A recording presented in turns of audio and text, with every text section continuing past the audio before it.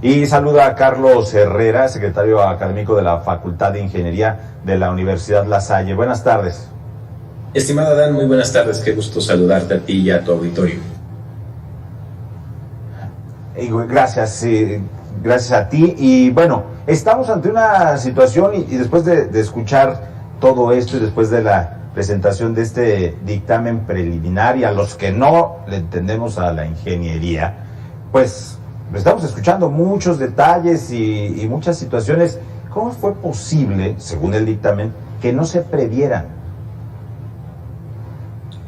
Mira, primero yo creo que conviene señalar que lo que se emitió no es un dictamen, es un primer informe, después vendrá un segundo informe y el dictamen formal se está esperando para el mes de agosto. Ahora lo que se está analizando es un informe preliminar. Lo que hizo el colegio, como bien señalabas, lo que hicieron los especialistas del colegio fue un análisis del tramo no colapsado, es decir, el resto de la vía que se mantiene en pie. Y como señalaba el doctor Bernardo Gómez, el trabajo que él encabezó es un proceso multinivel y ahora únicamente fue una inspección visual, una inspección ocular del tramo no colapsado. Ahora, tratando de responder a tu pregunta sobre la cuestión que no es posible que se previera, hay que diferenciar entre el proceso de diseño y el proceso constructivo.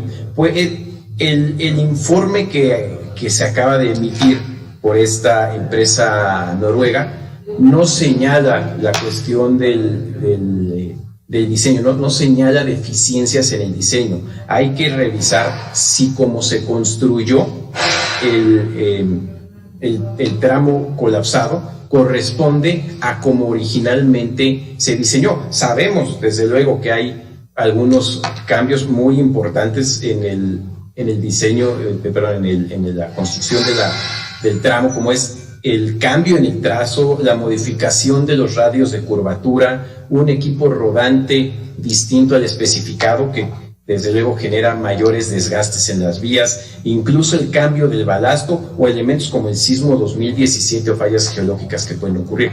Si la construcción fue diferente a lo diseñado, prever estos accidentes, hay que llamarle las cosas como son, no es un incidente como han insistido en llamarle, es un accidente y es un accidente grave, pues estos accidentes es difícil preverlos cuando lo construido no corresponde a lo diseñado. Carlos, ahora te digo que este informe preliminar habla de cuestiones muy técnicas que para los que no entendemos y tratando de explicarlo, vemos ahí una serie de pernos que dicen que no se pusieron, o estos precisamente que deberían de ir una serie de 12 y se pusieron otra cantidad. En estructuras tan pesadas, ¿qué tan importante, te digo, tratando de explicarlo, puede ser un perno, una situación tan pequeña? Es muy importante porque así se calcula. Voy a tratar de explicar, espero ser claro. Lo que señaló el dictamen es que fallaron los conectores, que son estos pernos. El perno es una barra de acero con un cabezal, con una tapa. Lo que fallaron son los conectores que unen las tabletas de la losa con la conexión a las traves metálicas que soportan esas losas. La trave metálica es una viga en I, en forma de I latina, una I mayúscula, y sobre esas vigas de acero I se colocan las tabletas de concreto que son prefabricadas, llegan las grúas y los montan. Lo que hacen esos pernos le llamamos transmitir el flujo cortante. Esos pernos transmiten el esfuerzo cortante del concreto a la viga, y lo que buscan hacer esos pernos es que trabajen como un solo elemento, es decir, que la deformación sea proporcionalmente igual entre el concreto y el acero. Entonces se tienen que calcular el diámetro de los pernos, la posición en la que se colocan y cuántos pernos por unidad de longitud se deben colocar. Entonces, pues no es el que hayan sido, por decir, 3 en vez de 9, sí es un factor grave y es lo que está determinando este primer informe preliminar. Este primer informe preliminar también, y lo mencionabas tú al principio, una cosa es cómo se diseña, otra cosa cómo se construye, y si hay cambios en este proceso, se debe, me imagino, en el proceso de fijar personas responsables, y si estos cambios son autorizados o no autorizados, pues se va la responsabilidad en contra de quién. Es muy difícil determinar, y en este momento creo que no debemos hacer para no contaminar el trabajo de los expertos, señalar a un responsable, es decir, podemos irnos hasta el trabajador responsable de colocar el perno y al trabajador responsable de eliminar los anillos de cerámica en estos pernos que se debe haber hecho y que pues lo que nos dice el dictamen es que no sucedió. En un proceso constructivo son muchos actores los que entran, desde el que diseña. En una estructura tan grande como el metro no es una sola persona la que diseña, es un equipo de diseñadores y hay un diseñador en jefe. Después está el que construye, está el supervisor, el residente de obra, el director responsable de obra, incluso los trabajadores. Es muy difícil decir quién es el responsable porque normalmente estos accidentes son consecuencia de una cadena de errores. Yo me atrevería a decir que tienen origen multifactorial. Hemos también escuchado precisamente en estos últimos días que se han sacado, por ejemplo, y hemos visto estos corazones de concreto, le llaman, para analizarnos. Aún pasado el tiempo, cerca de 9 años, todo ¿esto nos da información? ¿Esto provee información para hacer peritajes?